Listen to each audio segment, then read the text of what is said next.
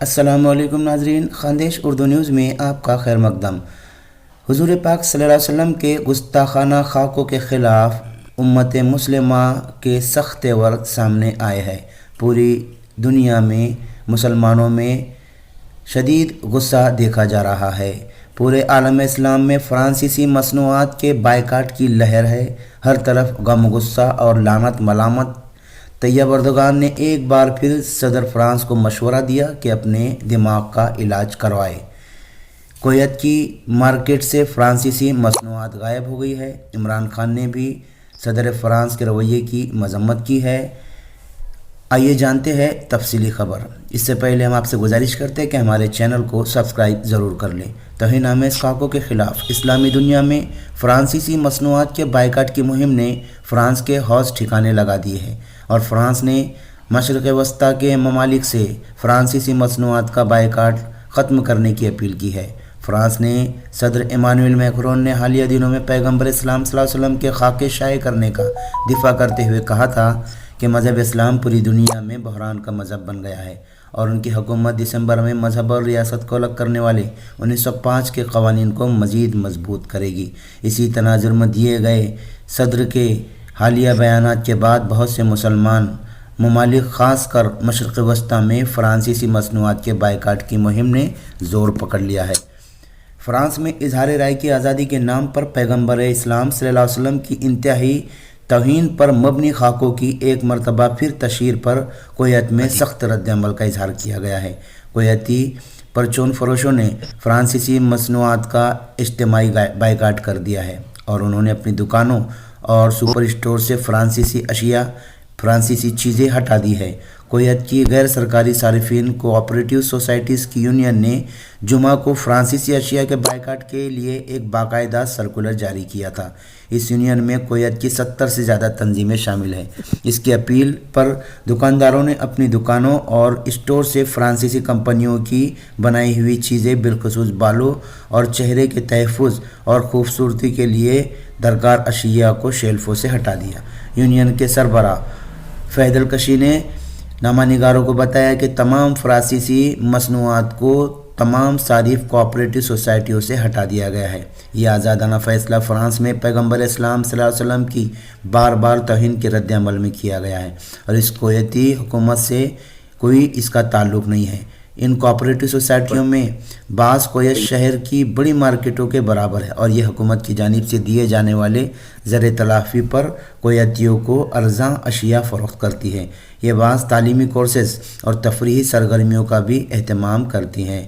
دریں اثنا کویتی وزیر خارجہ نے گزشتہ اتوار کو فرانسیسی سفیر سے ملاقات کی۔ انہوں نے 16 اکتوبر کے قتل کے جرم کی مذمت کی اور کہا ہے کہ کسی بھی قسم کی سرکاری یا سیاسی گفتگو میں کسی بھی انداز میں مذہب کی توہین سے گریز کرنا چاہیے تاکہ اس سے منافرت، مخاصمت اور نسل پرستی پروان نہ چڑھے۔ ادھر فرانس کے وزارت خارجہ کا کہنا ہے کہ فرانس کی مصنوعات کے بائیکاٹ کے بے بنیاد اعلانات کو شدت پسند اقلیت کی جانب سے ہوا دی جاتی ہے۔ حالیہ دنوں میں چند ایسی ویڈیو سوشل میڈیا سائٹس پر پوسٹ کی گئی ہے جن میں کویت، اردن اور قطر سمیت دیگر ممالک کے کاروباری حضرات کو اپنی دکانوں سے فرانسیسی مصنوعات کو ہٹاتے اور ان مصنوعات کو دوبارہ فروخت نہ کرنے کا عزم کرتے دکھایا گیا ہے۔ پاکستان میں گزشتہ 48 گھنٹوں سے فرانس کی مصنوعات کا بائیکاٹ کرنے کا ٹرینڈ ٹاپ پر ہے۔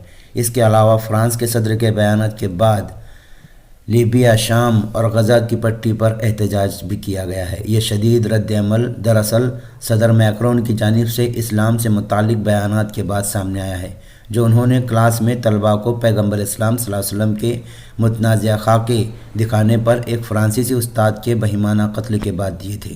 صدر میکرون نے کہا تھا کہ سیمیول پیٹی نامی استاد اس لیے قتل کیے گئے کیونکہ اسلام پسند افراد کو ہمارے مستقبل پر قبضہ کرنا ہے، لیکن فرانس اپنے کارٹون نہیں چھوڑے گا۔ اس بیان کے بعد سے دنیا بھر کے کئی ممالک میں فرانسیسی مصنوعات کے بائیکاٹ کی مہم کے ساتھ ساتھ مذمتی پیغامات بھی سامنے آئے ہیں۔ اس کے بعد صدر میکرون نے عربی میں ایک پیغام جاری کیا ہے۔ اسلام مخالف مہم کے دفاع پر شدید تنقید کی زد میں رہنے والے فرانس کے صدر نے اب ایک عربی زبان میں ٹویٹ شیئر کیا ہے۔ سماجی رابطوں کی ویب سائٹ ٹویٹر پر ایک پیغام میں میکرون نے لکھا کہ ہم کبھی نفرت آمیز تقریر کو قبول نہیں کریں گے اور امن کے لیے ہم یہ ہر قسم کے خیالات کا احترام کرتے ہیں۔ اس حوالے سے مناسب بحث و مباحثے کا ہمیشہ دفاع کیا جائے گا۔ فرانس کے صدر میکرون نے کہا ہے کہ ہم کبھی ہار نہیں مانیں گے اور امن کے حصول کے لیے تمام مکاتب کے درمیان پائے جانے والے مختلف خیالات کا احترام کیا جاتا رہے گا۔ میکرون نے کہا کہ ہم ہمیشہ انسانی تقدس اور عالمی اتوار کے احترام کے ساتھ کھڑے رہیں گے۔ اردو میڈیا کے مطابق پاکستان سمیت کئی ممالک میں فرانس میں اسلام مخالف مہم جیسے اقدامات پر برہمی کا اظہار کیا جا رہا ہے۔ ایسے میں عربی زبان میں یہ بیان سامنے آیا ہے۔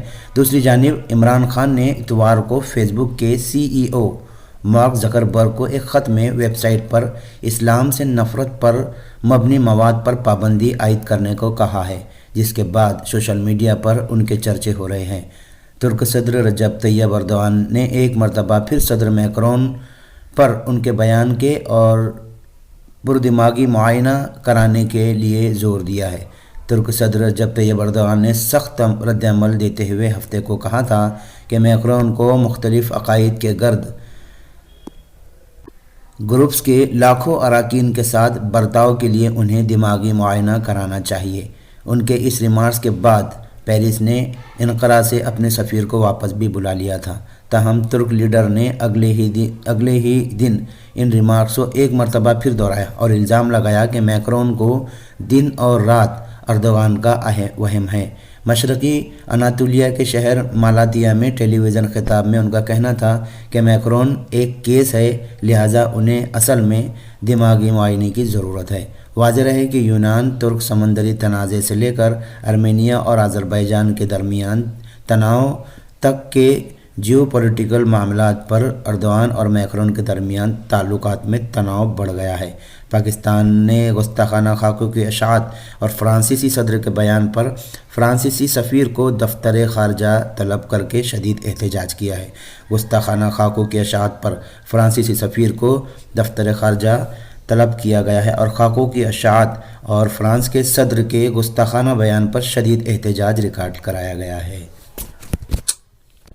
پاکستانی وزیر اعظم عمران خان نے فرانسیسی صدر ایمانوئل میکرون کی جانب سے اسلاموفوبیا کی حوصلہ افزائی کی مذمت کی ہے اور کہا ہے کہ اس یورپی لیڈر نے مسلمانوں اور اپنے شہریوں کو جاننے بوجھنے طیش دلانے کی کوشش کی۔ پاکستانی وزیر اعظم عمران خان نے ٹویٹس کے ایک سلسلے میں لکھا کہ ایک لیڈر کا کام ہوتا ہے کہ وہ لوگوں کو متحد کرے، جیسا کہ جنوبی افریقہ کے سابق صدر نیلسن منڈیلا نے کیا تھا۔